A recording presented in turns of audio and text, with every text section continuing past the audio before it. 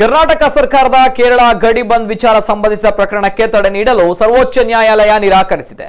ಗಡಿ ಗಲಾಟೆಯನ್ನ ಸೌಹಾರ್ದಯುತವಾಗಿ ಬಗೆಹರಿಸಿಕೊಳ್ಳಿ ಎಂದು ಸುಪ್ರೀಂ ಕೋರ್ಟ್ ಸೂಚಿಸಿದೆ. ಕಾಸರಗೋಡು ಜಿಲ್ಲೆಯಲ್ಲಿ ಕೊರೋನಾ ಪ್ರಕರಣ ಹೆಚ್ಚಾಗ್ತಾ ಇದ್ದಂತೆ ಕರ್ನಾಟಕ ರಾಜ್ಯ ಸರ್ಕಾರ ಕೇರಳ ಸಂಪರ್ಕಿಸುವ ಎಲ್ಲಾ ಗಡಿಗಳನ್ನು ಬಂದ್ ಮಾಡಿತ್ತು. ಈ ಹಿನ್ನೆಲೆ ಕೇರಳದ ರೋಗಿಗಳಿಗೆ ಕರ್ನಾಟಕದ ಆಸ್ಪತ್ರೆಗಳಲ್ಲಿ ತುರ್ತು ಚಿಕಿತ್ಸೆಗೆ ಕೊಡಿಸುವ ನಿಟ್ಟಿನಲ್ಲಿ ಕರ್ನಾಟಕ ವಿಧಿಸಿರುವ ಗಡಿ ದಿಗ್ಬಂಧನವನ್ನ ತೆಗೆದುಹಾಕುವಂತೆ ಕೇರಳ ಹೈಕೋರ್ಟ್ ಅಸೋಸಿಯೇಷನ್ ಅವರು ಕೇರಳ ಹೈಕೋರ್ಟ್ನಲ್ಲಿ ಸಾರ್ವಜನಿಕ ಹಿತಾಸಕ್ತಿ ಅರ್ಜಿ ಸಲ್ಲಿಸಿದ್ರು. ಈ ಅರ್ಜಿಯ ವಿಚಾರಣೆ ನಡೆಸಿದ್ದ ಕೇರಳ ಹೈಕೋರ್ಟ್ ಗಡಿ ತೆರೆಯುವಂತೆ ಕೇಂದ್ರ ಸರ್ಕಾರಕ್ಕೆ ನಿರ್ದೇಶನ ನೀಡಿ ಮಧ್ಯಂತರ ಆದೇಶ ಪ್ರಕಟಿಸಿತ್ತು. ಈ ಹಿನ್ನೆಲೆ ಕೇರಳ ಹೈಕೋರ್ಟ್ನ ಆದೇಶವನ್ನ ಕರ್ನಾಟಕ ರಾಜ್ಯ ಸರ್ಕಾರ ಸುಪ್ರೀಂ ಕೋರ್ಟ್ನಲ್ಲಿ ಪ್ರಶ್ನಿಸಿತ್ತು.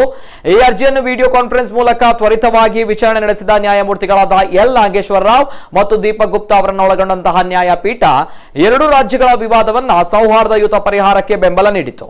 ಅಲ್ಲದೆ ಕೇರಳ ಗಡಿಯನ್ನ ಮಣ್ಣು ಹಾಕಿ ಕಲ್ಲು ಮಣ್ಣಿನ ಚೀಲವನ್ನು ಇಟ್ಟು ಗಡಿ ಮುಚ್ಚಿರುವ ಕರ್ನಾಟಕದ ನಿರ್ಧಾರಕ್ಕೆ ತಡೆ ನೀಡಲು ಸುಪ್ರೀಂ ಕೋರ್ಟ್ ನಿರಾಕರಿಸಿದೆ. ಇನ್ನು ಮಂಗಳವಾರದವರೆಗೆ ಮುಚ್ಚಿರುವ ಕೇರಳ ಗಡಿಯನ್ನ ತೆರೆಯದಂತೆ ಸುಪ್ರೀಂ ಕೋರ್ಟ್ ಮಧ್ಯಂತರ ಆದೇಶ ನೀಡಿದೆ. ಯಾರಾದರೂ ಕರ್ನಾಟಕ ಮತ್ತು ಕೇರಳದ ಮುಖ್ಯ ಕಾರ್ಯದರ್ಶಿಗಳ ಜೊತೆ ಮಾತುಕತೆ ನಡೆಸುವಂತೆ ಕೇಂದ್ರ ಆರೋಗ್ಯ ಕಾರ್ಯದರ್ಶಿಗೆ ಸೂಚನೆ ನೀಡಿದೆ. ಹೀಗೆ ಸಭೆ ನಡೆಸಿ ಕೇರಳದಿಂದ ಕರ್ನಾಟಕಕ್ಕೆ ವೈದ್ಯಕೀಯ ಚಿಕಿತ್ಸೆಗಾಗಿ ತೆರಳುವ ಜನರ ಸಂಚಾರವನ್ನ ಹೇಗೆ ಸುಗಮಗೊಳಿಸಬಹುದು ಎಂಬುದನ್ನು ನಿರ್ಧರಿಸಿ ಎಂದು ಸಲಹೆ ನೀಡಿದೆ. ಮುಂದಿನ ವಿಚಾರಣೆಯನ್ನು ಏಪ್ರಿಲ್ 7ಕ್ಕೆ ಮುಂದೂಡಲಾಗಿದೆ.